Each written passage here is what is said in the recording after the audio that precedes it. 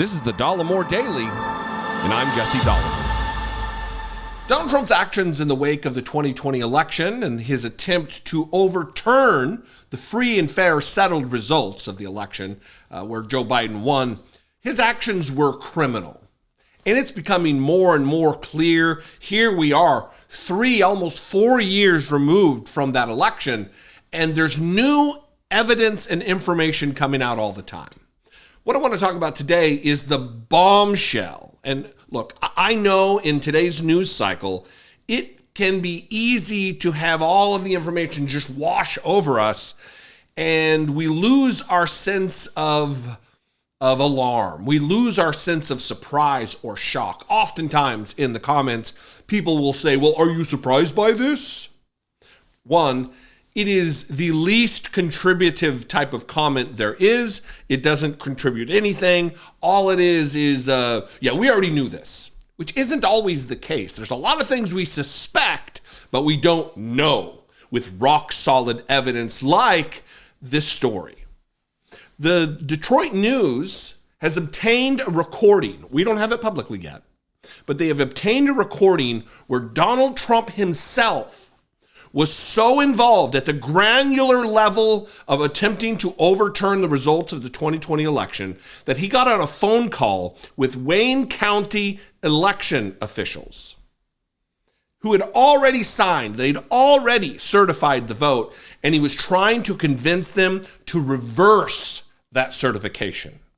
And not only that, they offered them legal counsel, knowing that there would be a maelstrom of problems in the wake of them doing that. They said, if you do this, we'll offer you this thing of value.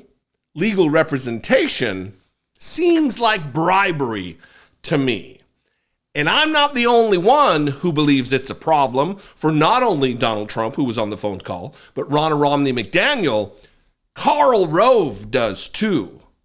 Perennial conservative, right-wing nut job Karl Rove also thinks it's a problem. Watch this appearance yesterday on Fox News.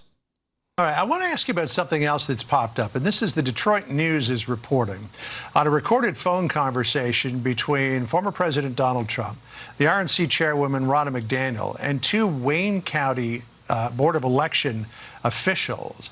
And this was about certifying the results of the 2020 election. They quote Donald Trump as saying, "We've got to fight for our country. We can't let these people take our country away from us."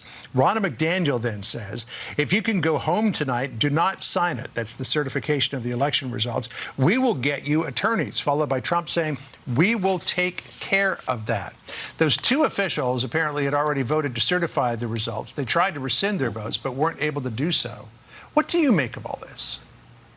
I think the former president's got a problem with this. They had voted to certify the election. He attempted to force them to change their decision, which they tried to do. I think this is what we would call election interference. And just as he got into trouble in Georgia over a similar act, calling the Secretary of State and saying, "Find me 11,000 some odd more votes," this is a problem. The former president should not have been doing this. These people are supposedly independent officials who are supposed to certify the election based upon their review of the process and the procedures in place, and he's attempting to get them to change their opinion after the fact. This is not a good move if accurate, and if this tape is true. The former president's created another problem for himself. Those aren't the only quotes, though. If you read deep into the article, which we have here, and they'll be linked below, I suggest you read this entire piece of reporting. It is remarkable. It's also reported that Donald Trump told this election supervisor this. Palmer previously said she left the November 17th, 2020 Wayne County Board of Canvassers meeting prior to physically signing the certification. As she was leaving, Trump called out of a genuine concern for my safety, Palmer told reporters 3 years ago. Again, vague, mafioso type threats. We're just very worried for your physical safety. It goes beyond that, though. I'm going to read a couple of paragraphs from the same article. The article entitled, Trump Recorded Pressuring Wayne County Canvassers Not to Certify 2020 Vote.